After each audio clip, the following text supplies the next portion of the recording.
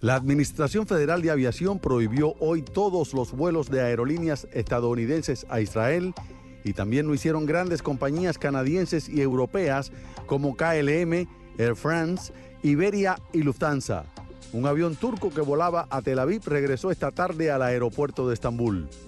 La prohibición fue tomada después que un cohete cayera en una casa a 3 millas del aeropuerto Ben Gurión, el mayor de Tel Aviv. En Estados Unidos permanecerá vigente durante 24 horas. Mañana la Administración Federal de Aviación determinará si se reanudan los vuelos o si continúan prohibidos hasta nuevo aviso. El ministro de Transporte israelí, Israel Katz, criticó la decisión.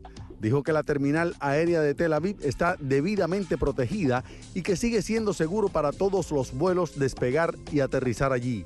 Según el funcionario, ninguna aerolínea ni ningún pasajero debería tener que pagar el precio del terror.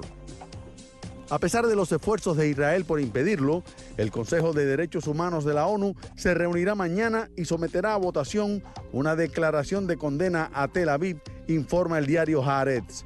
El borrador del documento, que no menciona a Hamás, pedirá investigar si Israel comete crímenes de guerra y viola leyes internacionales en Gaza.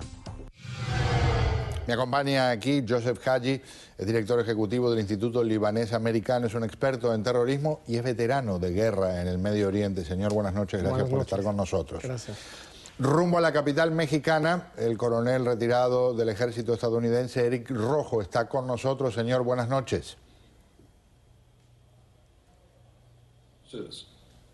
Bienvenido, gracias por estar con nosotros. Empiezo con el señor Haji. De la forma que están planteadas las cosas hoy, aunque Israel está en territorio de Gaza, aunque tiene mucho mayor poderío militar convencional, está ocurriendo algo sorprendente en términos de que frente a una fuerza no ni siquiera cercanamente organizada, ha perdido muchas vidas. Estamos hablando de casi 30 muertos. Sí, porque es una guerra de un ejército organizado contra una guerrilla.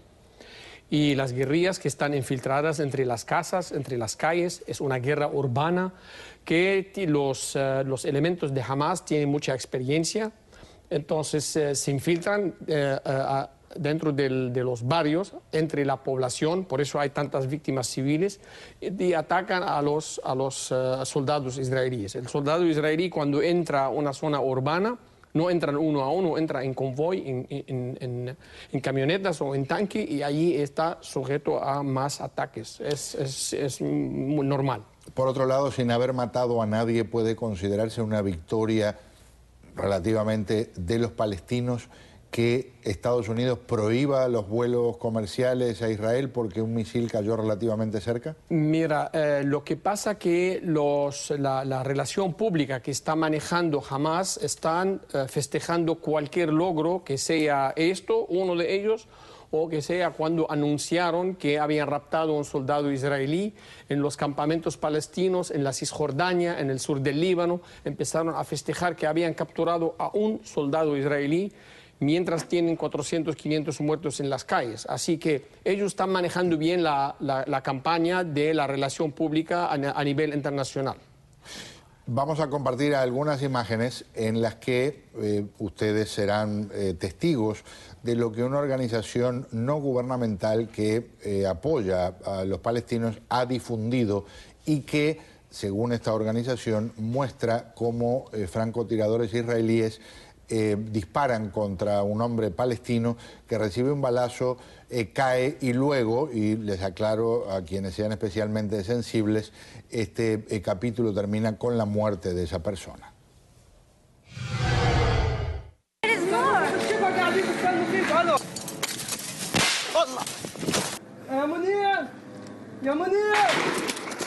Israeli soldier sniper hit him in his hip. So he laid down. So I started to ask him, can you move?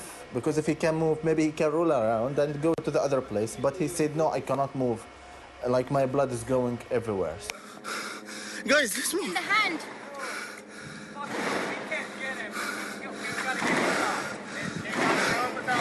والله يلا يلا يلا يلا اشهد ان لا اله الا الله.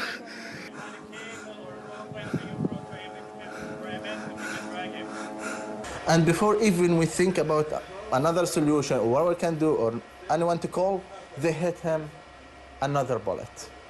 And in that bullet, I guess it was in his heart or almost there, because he was like going and dying in front of our eyes. Voy con un coronel Rojo a la capital mexicana. ¿Está sorprendido o piensa que las cosas van de la forma que era de esperar esta ofensiva israelí? Me refiero a si está sorprendido en términos de que ha habido una cantidad de pérdidas mucho más considerable que, por ejemplo, en los episodios contra Hezbollah en otras regiones de la Palestina.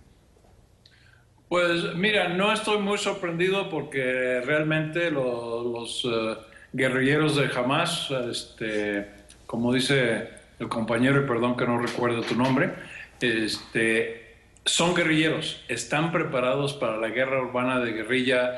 Los soldados israelitas vienen por unidades y están sujetos a hacer prácticamente tiro al blanco en una zona muy difícil. Tienen que cambiar sus tácticas en relación a las operaciones urbanas.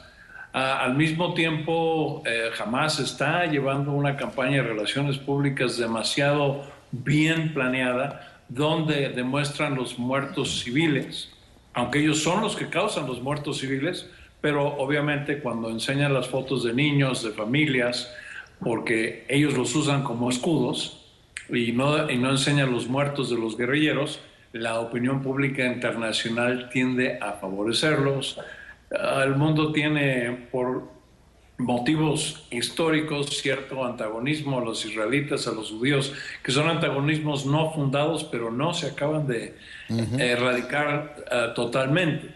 Entonces aquí hay ese problema. Hoy sí vimos un video de las fuerzas de defensa israelitas donde ven guerrilleros de Hamas infiltrando territorio israelita, atacando a israelitas, y después sí se les ataca con unas bombas, pero es por eso el uso de los túneles, que es lo más importante que quiere hacer Israel, poder destruir todos los túneles para que no haya más infiltración. Algo importante en estas circunstancias, lo viví en Centroamérica 3 décadas atrás, cuando a veces decía, por ejemplo, la guerrilla, mataron a 3 civiles, y resulta que 1 o 2 de ellos, a veces los 3, habían sido guerrilleros hasta un rato antes. Lo que pasa es que cuando no se está con un uniforme, como ocurre en muchos casos en esta guerra, basta que le quiten el fusil, tal vez los cargadores que portaba, y de repente la persona queda con un pantalón y una camisa como la que usaría una persona que no está combatiendo formalmente, y entonces, como por arte de magia, se transforma en una víctima civil. Sí, y eso es desafortunado porque precisamente en la guerra de guerrillas hay todas estas tácticas y saben manejar la información para que la mayoría de la gente sienta algo por ellos y no entiendan que realmente son grupos criminales y que las acciones de ellos originalmente son las que causaron la invasión, en este caso de Gaza. Ellos han provocado a Israel, Israel se tiene que defender. Volvemos al tema de los aeropuertos. No se puede dejar jugar con un avión lleno de 100, 200, 300 pasajeros. Vimos la tragedia la semana pasada de una acción totalmente absurda, sin sentido, y los proyectiles que está usando Hamas tienen mejor alcance. No tendrá mejor puntería, pero nunca sabemos en qué momento va a caer un proyectil dentro del aeropuerto, en un avión que esté por despegar o aterrizar y destruirlo, y hay que prevenir ese tipo de tragedia.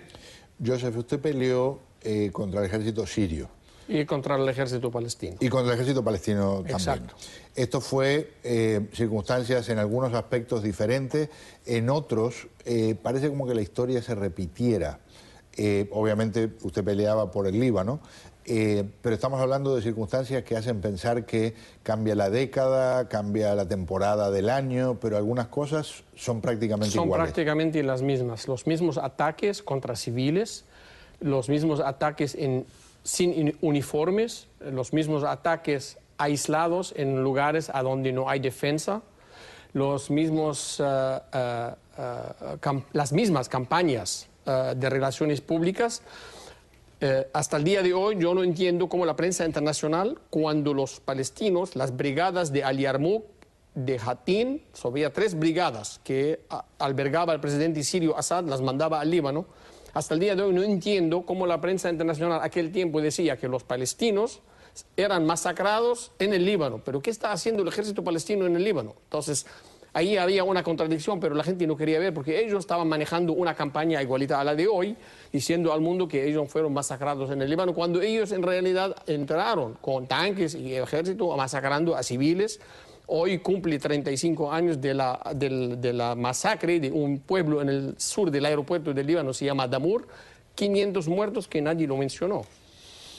Quiero compartir con ustedes algo de lo que hemos estado hablando, que son estos famosos túneles. Ayer mostramos imágenes de soldados israelíes poniendo cargas explosivas para destruir algunos de esos túneles. Esta vez es algo que parece un recorrido, si se quiere, turístico de uno de estos túneles, porque ocurrió el año pasado. Un oficial de las fuerzas de defensa israelíes nos lleva a lo que ocurre en las profundidades. Nos encontramos en el límite entre la Franja de Gaza y el Estado de Israel, más específicamente en los terrenos agrícolas del kibutz Ein HaShloshah. En este lugar, hace unos días nomás, las fuerzas de defensa de Israel encontraron por tercera vez en el año un túnel que va desde la Franja de Gaza hacia Israel. Esta infraestructura está construida con unas 500 toneladas de cemento y hormigón. Estos materiales de construcción pasan por intermedio de Israel hacia la Franja de Gaza día a día por el pasaje Kerem Shalom. Es una lástima que estos materiales de construcción, que son pasados para el bienestar de la población en la Franja de Gaza, son utilizados con objetivos terroristas. Los invito a venir conmigo al túnel del terror. Este es uno de los túneles más sofisticados que hemos encontrado en los últimos años. Su planificación no demora un mes, sino que varios años. Su costo es de varios millones de dólares. Estamos a unos 300 metros de la Franja de Gaza. El túnel, como pueden ver, tiene algo así como 1,70 m de alto y 1 metro de ancho. Fue construido de una forma estable y permanente, resistente a los cambios climáticos. Cuando lo encontramos en el techo, habían todo tipo de sistemas de comunicaciones y electricidad, lo que denota que fue hecho de forma muy avanzada y con excelentes ingenieros. Es el capitán Ronnie Kaplan de las Fuerzas de Defensa israelíes, por cierto es compatriota, es uruguayo Kaplan. Brevemente me decía algo súper interesante, porque todo el mundo ahora está fascinado hablando de los túneles y estamos hablando de algo que tiene 40 años dando vueltas. Estos túneles los enseñaron en los rusos en la guerra del Líbano en el 75 al 78. Los palestinos en los campamentos de Tal Zatar, de Ain al-Helwi, campamentos que existen hasta el día de hoy, hacían túneles para salir a los barrios civiles, matar a gente y volver al campamento. Lo descubrimos casi 1 año y medio después. Gracias por acompañarme. Gracias. Coronel Rojo, un placer tenerlo con nosotros, muy amable. Pedro, buenas noches a todos. Muchísimas gracias. Vamos a un par